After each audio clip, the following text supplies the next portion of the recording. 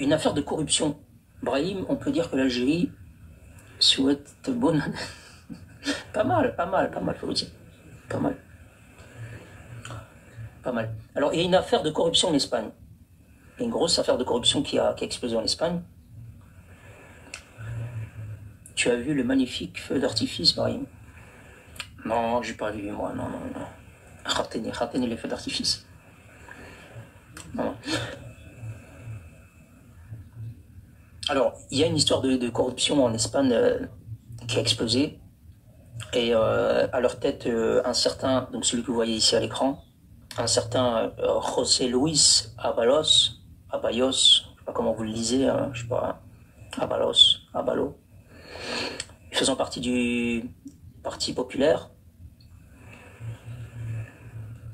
Vous n'avez pas vu l'info? Bon, si vous n'avez pas vu l'info, je vous la donne, hein, mais c'est une info, celle-là, c'est pas un sujet de discussion.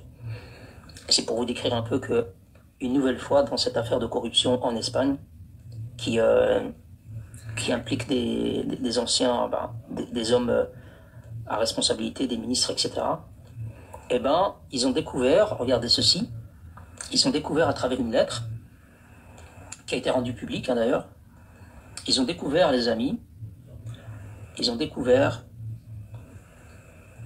il y a plusieurs médias, hein, d'ailleurs, il y a plusieurs médias qui ont mis ça en avant, et pas des moindres, hein, des gros médias espagnols. Eh ben, le gouvernement algérien, il a offert gracieusement un peu plus de 11 millions d'euros pour recouvrir une dette d'une société, une entreprise de construction, l'Avantina.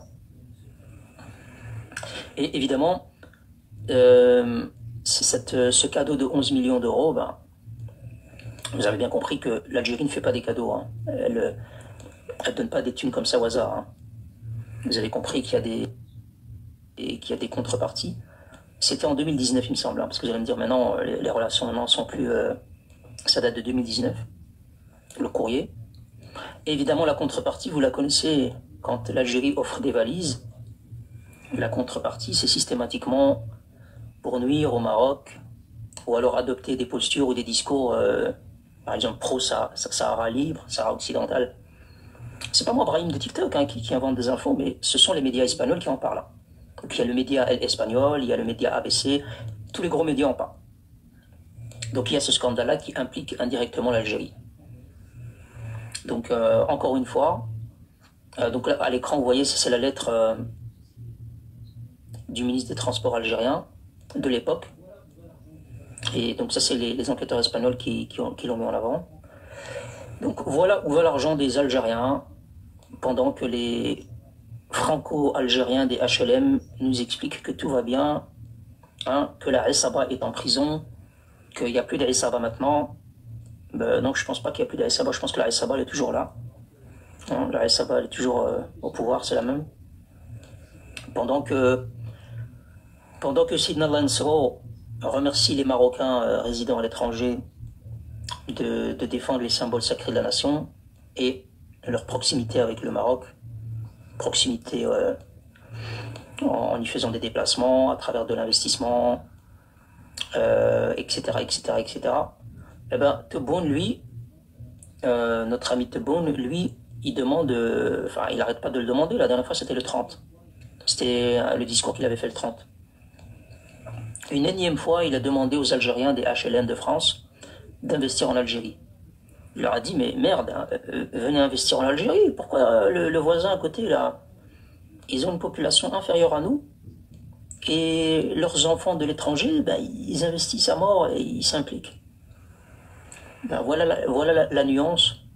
Vous avez Sidna Lansro, le roi du Maroc, qui remercie, parce que on est en plein dedans, les gens investissent, les gens s'impliquent d'une manière ou d'une autre, et vous avez de l'autre côté notre ami Amit Boun qui supplie les Français des HLM, enfin les Franco-Algériens des HLM, de faire la même chose.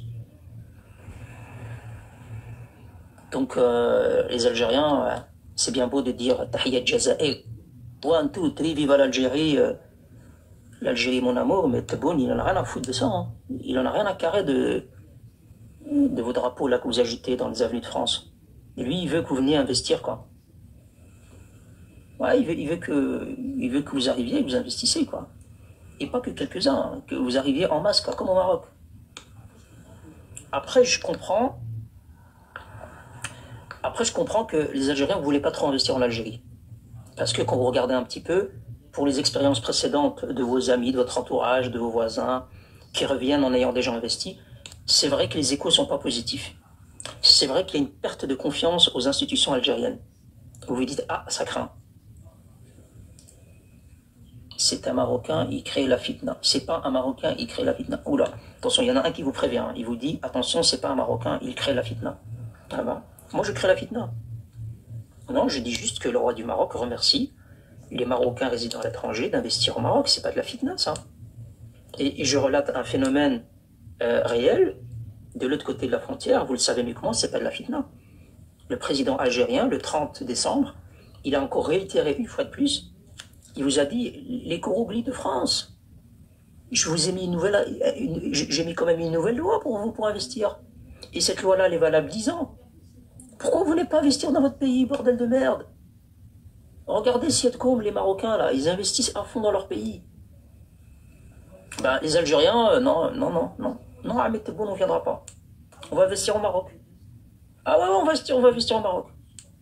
Ah ouais, le pays qu'on déteste, le pays qu'on ne supporte pas, avec un roi qu'on ne supporte pas, Sahara occidental, on les insulte. Mais on va investir chez eux. On va investir au Maroc. Pourquoi? Parce que Ahmed Tebboune, nous on se rend à l'évidence, nous les Algériens. On n'est quand même pas dupes parfois. Hein. On se rend à l'évidence, les institutions marocaines nous offrent plus de garanties, plus de sécurité.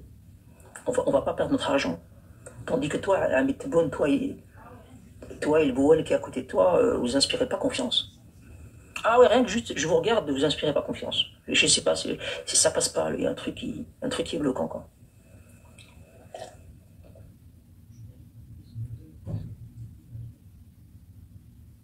Je t'invite à taper sur Google quel est le pays le plus malhonnête.